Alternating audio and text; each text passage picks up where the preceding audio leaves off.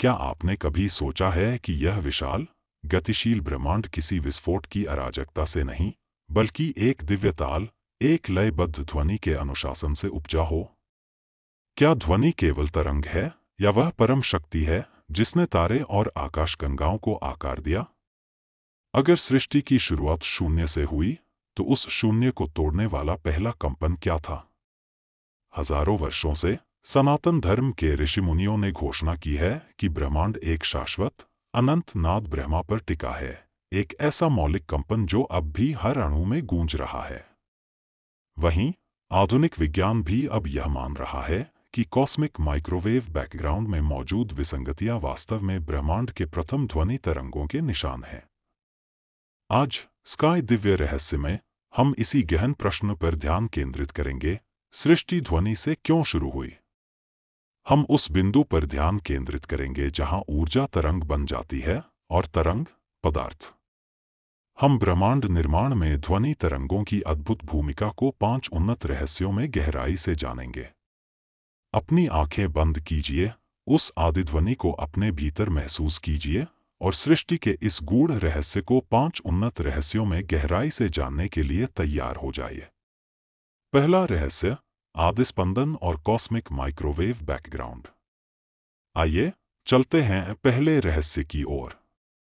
सनातन दर्शन में सृष्टि का आरंभ नाद ब्रह्मा, यानी उस अनादि, अनाहत ध्वनि से माना जाता है जो स्वयं से उत्पन्न होती है।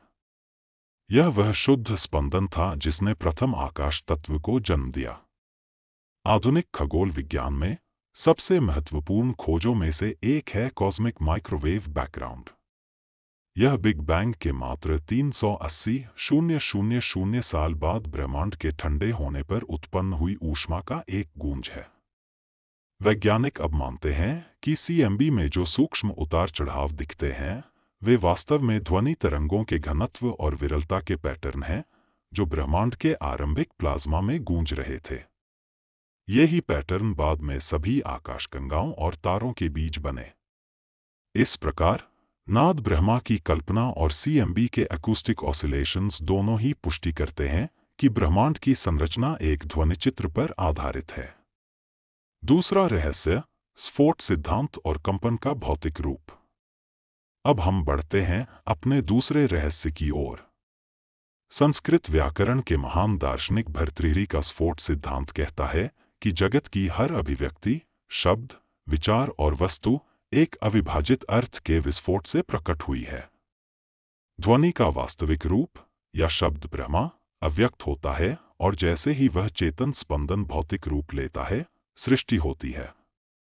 आधुनिक विज्ञान में साइमेटिक्स का क्षेत्र यह सिद्ध करता है कि ध्वनि तरंगे जब एक माध्यम से गुजरती हैं, तो रेत या पानी जैसे जड़ पदार्थों में भी जटिल ज्यामितीय और सुंदर पैटर्न का निर्माण करती हैं। यह सीधा प्रमाण है कि कंपन में रूप धारण करने की सहज आंतरिक शक्ति है। सनातन दर्शन का स्फोट बताता है कि यह केवल भौतिक शक्ति नहीं, बल्कि एक चेतन अर्थ का प्रकटीकरण है जिसने जड़ जगत को दिशा दी। तीसरा रहस्य, 432 हर्ट्ज और ग्रहों की सामंजस्यपूर्ण लय। हमारी यात्रा का तीसरा रहस्य है कंपन की शुद्धता और उसकी सार्वभौमिक भाषा। पिछली चर्चा में हमने 432 हर्ट्ज को दैवीय फ्रीक्वेंसी के रूप में समझा। यह फ्रीक्वेंसी न केवल हीलिंग से जुड़ी है, बल्कि इसका संबंध पृथ्वी और सौर मंडल की कॉस्मिक हार्मनी से भी है। ज्योतिष और वैदिक विज्ञान में प्रत्येक ग्रह एक विशिष्ट कंपन या स्वर से जुड़ा है। यह सामंजस्यपूर्ण लय ही ब्रह्मांड की क्रियाओं को नियंत्रित करती है। आधुनिक विज्ञान में यह अवधारणा अनुनाद के सिद्धांत से मेल खाती है, जहां दो अलग अलग वस्तुएं एक ही फ्रीक्वेंसी पर आने से उनकी ऊर्जा और शक्ति में गुणात्मक वृद्धि होती है। यह हमें सिखाता है कि सृष्टि एक बेतरतीब घटना नहीं, बल्कि एक दिव्य संगीत की रचना है, और हमारा शरीर भी इस ब्रह्मांडीय ऑर्केस्ट्रा का एक सूक्ष्म अंग है। चौथा रहस्य, वैखरी से पश्यंती, ध्वनि के 4 स्तर। अब हम समझते हैं चौथा रहस्य, सृष्टि की अभिव्यक्ति का क्रम। शब्द ब्रह्मा को सनातन दर्शन में अभिव्यक्ति के 4 स्तरों में बांटा गया है, जो ध्वनि की यात्रा को दर्शाते हैं।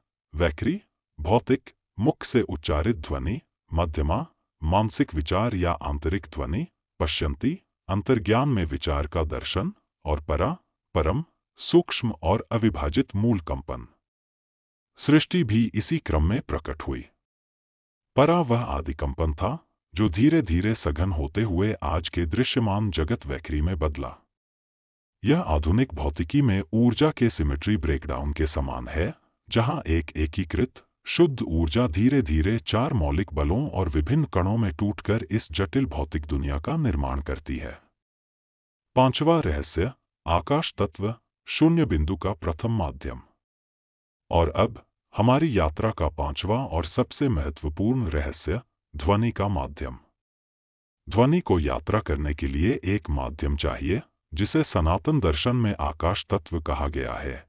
वह सर्वव्यापी सूक्ष्म तत्व जो सभी जड़ पदार्थों का आधार है। यह केवल शून्य नहीं है, बल्कि एक रचनात्मक और चेतन क्षेत्र है। आधुनिक विज्ञान क्वांटम फील्ड्स की बात करता है, एक ऐसा अदृश्य सबस्ट्रेटम जो निर्वात में भी मौजूद है और सभी कणों को जन्म देता है। वहीं खगोलविद डार्क एनर्जी और डार्क मैटर की खोज कर रहे हैं, वे अदृश्य अनजाने पदार्थ और ऊर्जा जो ब्रह्मांड का 95% हिस्सा बनाते हैं। आकाश तत्व की अवधारणा इस अदृश्य माध्यम को एक आध्यात्मिक आयाम देती है। वह बताती है कि यह माध्यम जड़ नहीं, बल्कि चेतना से भरा है, जो आदि ध्वनि को सृष्टि में गूंजने की अनुमति देता है। निष्कर्ष, आप ही ब्रह्मांड के नादकार हैं। तो हमने ब्रह्मांड निर्माण में ध्वनि तरंगों की मौलिक भूमिका के इन 5 गहन रहस्यों को समझा। सृष्टि की शुरुआत एक शून्य से नहीं, बल्कि एक आदिनाद से हुई, एक ऐसी ध्वनि जिससे पदार्थ बना, ग्रह नक्षत्रों को आकार मिला और चेतना जागी। ब्रह्मांड एक विशाल वीणा है और आप उसके कंपन के एक अंश हैं। जब आप मंत्रों का जाप करते हैं या मौन में भी ध्यानस्थ होते हैं, तो आप केवल एक क्रिया नहीं कर रहे होते, बल्कि आप उस मौलिक लय के साथ अनुनाद स्थापित कर रहे होते हैं। आप ही ब्रह्मांड के नादकार बन जाते हैं। इस गहन चर्चा पर आपके मन में क्या विचार आए? क्या अब आप ब्रह्मांड के संगीत को एक नए बोध के साथ सुन पाएंगे?